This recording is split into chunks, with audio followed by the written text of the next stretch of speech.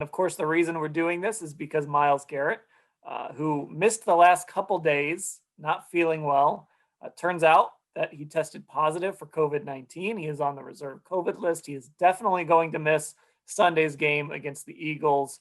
Who knows what's going to happen with the Jacksonville game? I'm sure we will get into that as we go along here, but we wanted to kind of get a pot up and talk about what is pretty significant news because Myles Garrett is the best player on this football team.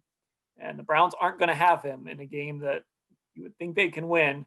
But let's just start here, Mary Kay. What can you tell us, right now at 4:00 on Friday about what's going on with Garrett? Well, first of all, as you mentioned, he absolutely has to miss the Eagles game. So we know that for sure. The thing that's still up in the air a little bit is whether or not he will have to miss the Jacksonville game next week. The situation with Myles is such that when you are positive and also symptomatic, you have to miss at least 10 days. So if that started today, obviously, he would have to miss the Jacksonville game next week. But the clock actually starts when they first report symptoms. So as early as we know that would have been Wednesday. Now, that could technically get him back by Friday or Saturday, depending on how they start the counting. I think they would count Wednesday as a day. So that would potentially get him back with the team by next Friday. Which would enable him possibly to play against the Jaguars. But there's a whole other set of circumstances, other hurdles that he must cross in order to actually get on the field. Those things include no fever for 24 hours, a dissipation of all symptoms, and also some supervised practicing for 3 days before you can actually go into a full practice with the team or play a game. So this is complicated.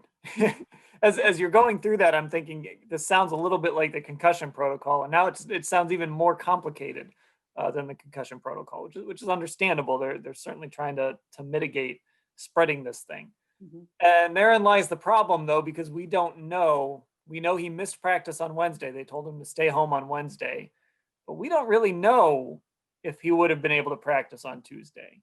And that's kind of the rub here. Like if they would have had a normal practice on a Tuesday, or not a normal practice, if they would have had practice on a Tuesday, which is their day off, then we would have known if he would have been told to stay home that day or not. And we don't know that yet. Same really could be said for Monday.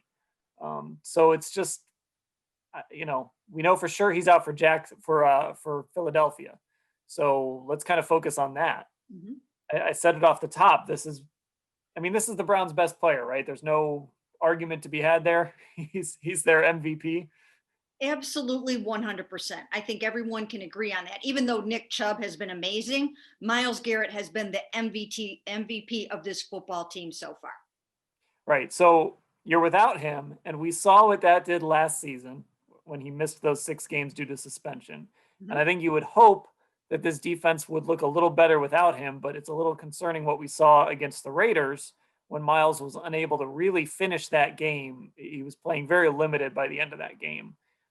We didn't see a lot from this pass rush, and they just haven't gotten a lot from these other guys on their defensive line. Yeah, that's true. As you mentioned, Dan, they went 2-6 at the end of last season. 2-4 at the end of last season without Myles. And of course, they did not have Olivier Vernon for most of those games as well. So they were without their 2 starting defensive ends, and that's really tough to overcome. Right now, at least this team still has their other starting defensive end in Olivier Vernon. They've got Adrian Claiborne coming back healthier than he's been before the bye. He had a hip flexor. He's doing better now. So they'll rotate Adrian Claiborne and Porter Gustin in there. They still have a really good defensive line. But as you mentioned, against the Raiders, they just really struggled when Myles missed most of that game when he suffered a knee injury in that game. When he goes out, what you miss is that game-changing play. In all 6 of their victories, he has made the game-changing either strip sack or he pressures someone into getting a safety, or something major happens and he wrecks the game. Against the Raiders, I kept thinking if Myles were in here, he would be wrecking this game. It was such a tight, close game. And again, look in the Texans game, what did he do? Drops Deshaun Watson for a 2-yard loss on the goal line when he could have scored on a 2-yard run there. So that's what Myles does, and it really does kind of put this game into a little bit of doubt on Sunday against the Eagles.